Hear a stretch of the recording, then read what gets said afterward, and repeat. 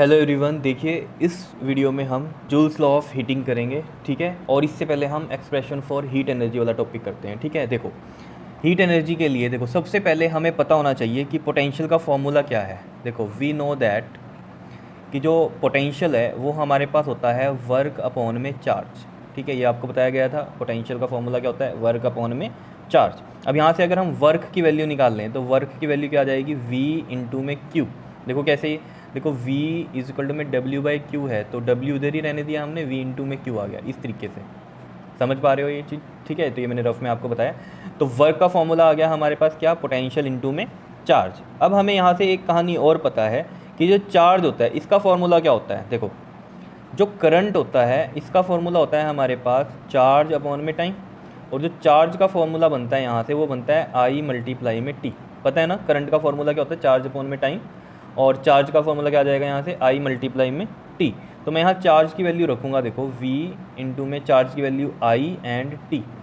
तो ये वर्क का बना हमारे पास फॉर्मूला VIT। अब ये जो वर्क है, जितना वर्क हो रहा है वही जो है कन्वर्ट हो जाएगा किस में? हीट एनर्जी में। देखो वर्क भी एक तरह से क्या है? एनर्जी ही है, ठीक है। यहाँ पर ये जो वर्क हो रहा है जितना भी, वो कन्वर्ट हो जाएगा किस में? हीट एनर्जी में। देखो जो वर्क का यूनिट होता है वो भी जाउल होता है, और हीट एनर्जी का यूनिट जो होता है वो भी क्या होता है? जाउल ही होता है। तो मैं यहाँ पर लिखूंगा एक लाइन, कैसे लिखेंगे देखो, now work is converted into heat energy. Clear? तो यानी कि मैं इस W को H से लिख सकता हूँ heat energy, and that is VIT। Clear?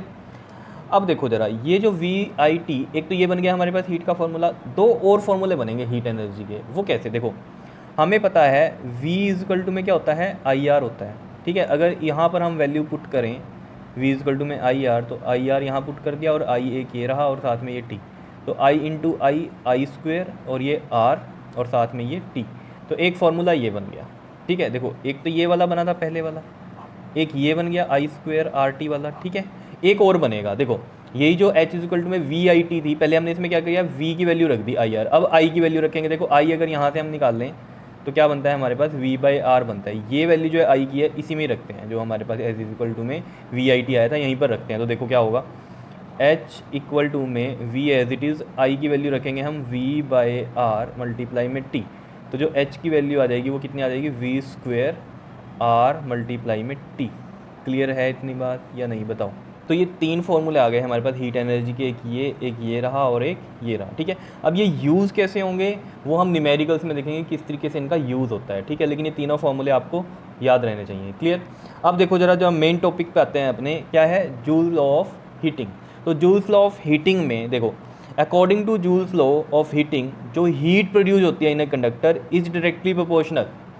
जो हीट प्रोड्यूस हो रही है कंडक्टर के अंदर जूल्स लॉ ऑफ हीटिंग के अकॉर्डिंग, वो डायरेक्टली प्रोपोर्शनल है किसके? स्क्वायर ऑफ द करंट के। ये देखो heat is directly proportional to the square of current, and heat is directly proportional to the resistance. Number 2 में लिखा हुआ है, देखो ये यहाँ पर लिखा हुआ है ना, heat produced in a conductor is directly proportional to the square of current. Heat produced in a conductor is directly proportional to the resistance. Heat जो है डायरेक्टली प्रोपोर्शनल है रेजिस्टेंस के, और जो है हीट डायरेक्टली प्रोपोर्शनल है किसके? To the time. अब इन तीनों को कंबाइन कर दिया हमने, ठीक है। H is directly proportional to square of current, resistance and time, ठीक है। तो इनके डायरेक्टली प्रोपोर्शनल है ये, ठीक है। इसका मतलब क्या है? यहाँ पर करंट इंक्रीज हो रहा है तो हीट इंक्रीज हो रही है, रेजिस्टेंस इंक्रीज हो रहा है तो हीट इंक्रीज हो रही है, टाइम भी ज़्यादा हो रहा है तो फिर हीट इंक्रीज होगी। ये मतलब है इन सब का, ठीक है। तो ये डायरेक्टली प्रोपोर्शनल का साइन हटाकर हमने सिंपल लिख दिया इसको, H इज इक्वल टू में I स्क्वायर RT। और इसी एक्सप्रेशन को बोलते हैं हम, क्या है? This is the expression for Joule's law of heating. तो बहुत ही सिंपल सा है, क्या है? Heat is directly proportional to the square of current, heat is directly proportional to the resistance, and heat is directly proportional to the time. तो heat का जो ये फॉर्मूला निकला था यहाँ I स्क्वायर RT, वही है हमारे पास जूल्स लॉ ऑफ हीटिंग। तो ये आपको याद रखना है, जूल्स लॉ ऑफ हीटिंग में H इज इक्वल टू में I स्क्वायर RT आता है, और यहीं से हमने ये चीज़ बनाई थी, directly proportional to I square, directly proportional to R, directly proportional to T।